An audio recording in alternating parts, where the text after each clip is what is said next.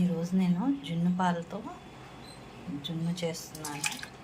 దానిలో తగినన్ని పాలు పోసాను, మిరియాల పొడి, అలాగే యాలక్కాయ పొడి రెండు కలిపి మిక్సీ వేసి దీంట్లో వేసాను.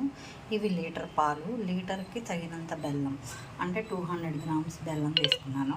ఈ రెండు కలిపేసి కుక్కర్లో పెట్టేసి చేసేద్దాం జున్ను.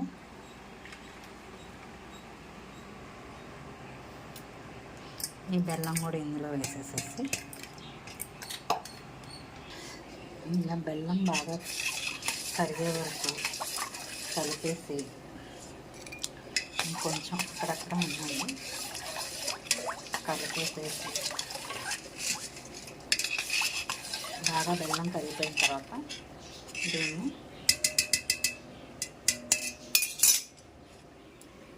కుక్కర్లో పెట్టేసి కింద వాటర్ పోసాను.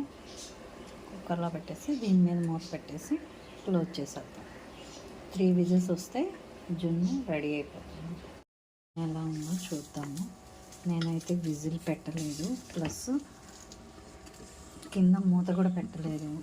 పోయినసారి విజిల్ పెడితే బాగానే వచ్చింది, కానీ మూత పెడితే జున్ను రెడీ అయిందండి.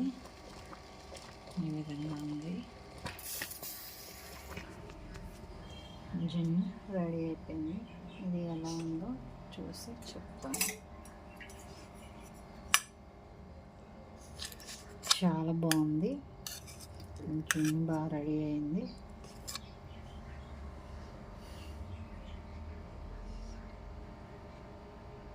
Okay, thank you.